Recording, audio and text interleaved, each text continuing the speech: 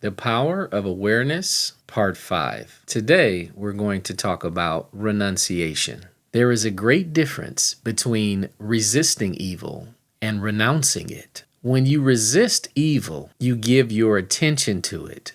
You continue to make it real. When you renounce evil, you withhold your attention from it and instead give your attention to what you want. Renunciation is a decision that you make beforehand. It's a paradigm. It's an attitude about life overall, about what you will pay attention to and what you want. In essence, you are attention. In essence, you are awareness. In essence, you are consciousness. And the attributes of consciousness are awareness, attention, and intelligence. Your life becomes what you pay attention to. Your life results in the things that you find important enough to take attention to. And since you cannot attend to everything in the body-mind, you have the choice to attend to what you want. Most people waste this great divine power giving attention to things that they don't actually want. We give great attention to the politics that we don't want, the people that we don't want, the past memories, scars, and traumas that reside in the memory.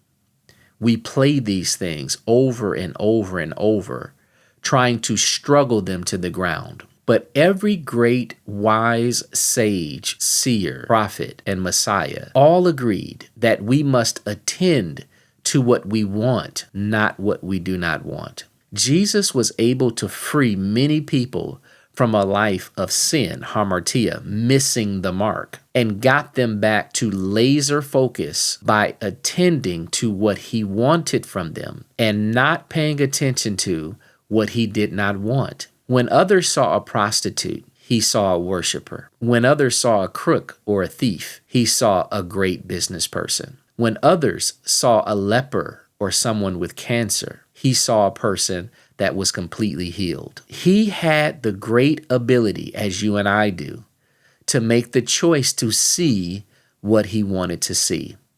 The Jewish scriptures say, God calleth those things that be not as though they were.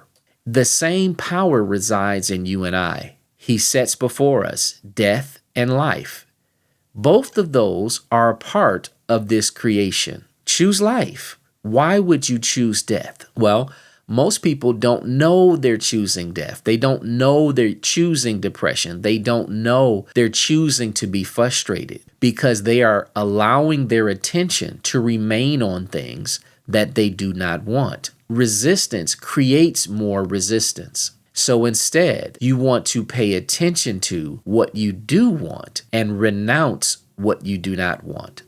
In the great Yoga Sutra 1 and 33, Patanjali recites, "The mind becomes calm and clear when cultivating the attitude of friendliness towards the happy, compassion for the unhappy, joy in the virtuous, and indifference toward the wicked." In this sutra lies a specific and dynamic protocol for how one is to remain calm, happy, and clear. You give happiness towards happiness, compassion towards unhappiness, and indifference toward what you do not want. This point seems counterintuitive to the flesh, but to your spirit, your emotions, and your deepest inner feelings know that this is the best and direct path toward manifesting what you want.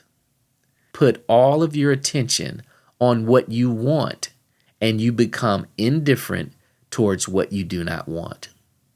You stop beating your head against frustration, and you start allowing yourself to reside in the peaceful thoughts of what you do want. This truth took me many years to understand and apply, but once I did, it completely changed my life.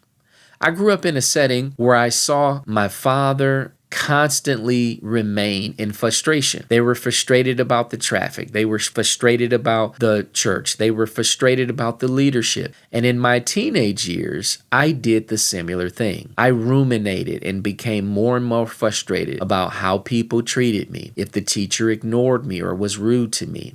If friends or others that I wanted to be friends with, I paid more attention to the ones that did not like me instead of the ones that did. I went through this over and over and over until one day I realized that this does not work. It doesn't feel good. Things like joy and peace and fulfillment come from the feeling your spirit man has that you are on the right track. You are vibrating according to the frequency it wants you to be on. But when you stay on frequencies of frustration, depression, despondency, anger, this is also an indicator that you are going the wrong way. You are thinking the wrong thoughts. So you must concentrate on the right thoughts. You must invert your attention. If you don't feel good right now, learn to turn your attention to something else. It's not about struggling against the bad thoughts. It's about finding better ones. Find things that are lovely to you, that are pure, that are inspiring, that are fulfilling, that are fun, that are joyous. Start to spend more time on things that you want instead of things that you do not want. This is the true path of renunciation. Hey, don't forget to like this video. It really helps the channel out. Subscribe if you want more, and ring the notification bell. And if you like Neville Goddard's book, The Power of Awareness, I have an Amazon affiliate link in the description below. Click on that. It helps out the channel, and you'll be able to follow along with me as I go through this series. Thank you.